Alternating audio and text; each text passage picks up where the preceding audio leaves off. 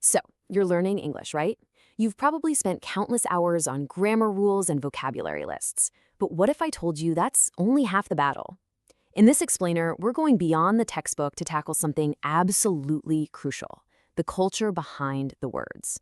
We're about to crack the code on how British and American cultures shape the exact same language in some really profound and sometimes confusing ways. Okay, let's just jump right in with a classic example of what I'm talking about. Picture this. You're in London. You tell someone, "Hey, I like your pants." You're probably going to get a very, very strange look. Why? Because you just complimented their underwear. Now say the same thing in New York, and it's a totally normal comment about their trousers. This isn't just a funny little mix-up. It perfectly captures the kind of cultural tripwires we're exploring today. All right, section one language, two worlds. We're going to break down why these seemingly small differences aren't just quirks. They're actually windows into much deeper cultural divides. Or how about this one? You ordered chips in a London pub, expecting those thin, crispy things you get in a bag, but instead you get a plate of what an American would call steak fries. See?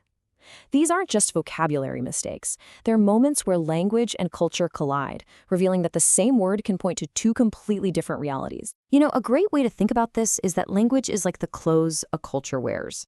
Every word, every phrase, every inside joke, it's all stitched together from the values, the history, and the humor of the people who speak it. You really can't separate the language from the culture, just like you can't separate the fashion from the person wearing it. And get this, the stakes can be surprisingly high, especially in business. Imagine you're in a big meeting. Your British boss says, "Let's table this idea." She means, "Great, let's discuss this right now." But the American team hears the exact opposite. "Let's put this off until later." Same phrase, totally opposite meanings. You can see how that could lead to some serious chaos, right? Okay, section 2. Let's head over to the UK and decode British understatement. We're diving into a world of wit, tea, and talking about the weather, where often the most important thing is what isn't being said. So you hear your British colleague say a project is a bit of a faff. To an outsider, that sounds pretty mild, right? Like it's just a little annoying. But you have to be careful. That casual, understated phrase could actually be a major warning that the project is a complete and utter disaster. And this gets right to the heart of a key British cultural value: understatement. An American might look at a huge problem and call it a total nightmare. A Brit, looking at the exact same problem, might just sigh and say it's a bit tricky. It's this deep-seated cultural habit of downplaying things, maybe rooted in that whole historical stiff upper lip idea. The context is absolutely everything. And this goes way beyond just a few phrases. It's built into everyday life. You know, talking about the weather isn't really about the weather. It's a ritual for building a connection without getting too personal. Making fun of yourself isn't a sign of weakness. It's a common and appreciated form of humor. And offering someone a cuppa, a cup of tea, well, that's basically the national solution to almost any problem you can think of. All right, let's hop across the Atlantic for section 3, decoding American enthusiasm. We're entering a world of action, positivity, and high energy, where the language is often much more direct and, well, enthusiastic. You'll notice this right away. In American English, things are rarely just good. No, they're awesome. They're amazing. Sometimes a simple sandwich can be life-changing. Now, if you're not used to it, this can feel a little over the top, but it's not meant to be insincere. It really reflects a cultural value placed on positivity and showing excitement, that classic American can-do spirit. And here is a perfect example of why you need your cultural decoder ring on at all times. In the UK, if something is quite good, that's actually very high praise, just filtered through that lens of understanding. But in the US, if something is pretty good, it often means, it's okay, but not great. The words are almost identical, but the cultural meaning is worlds apart. You see this so clearly in the workplace. A British manager who says, "That could work," is very likely giving you their full enthusiastic approval. But an American manager will just say, "Let's run with this idea."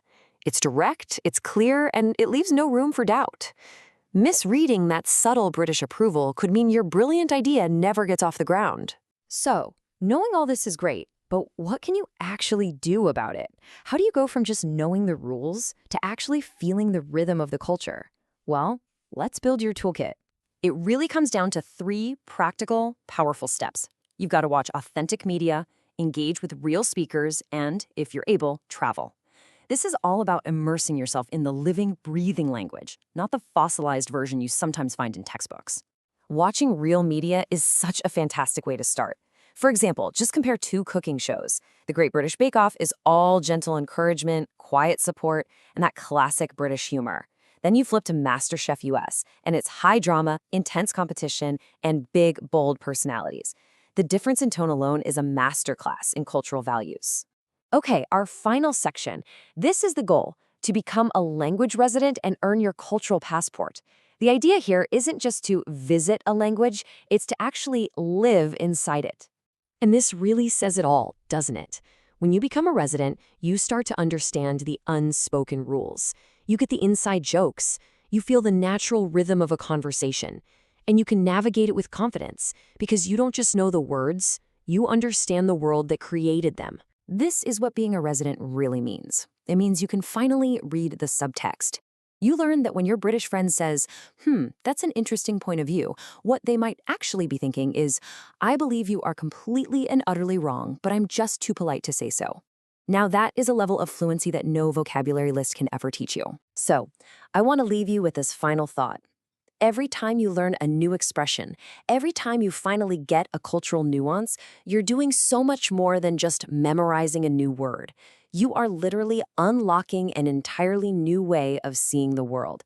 So the real question is, are you just learning words, or are you ready to start exploring new worlds?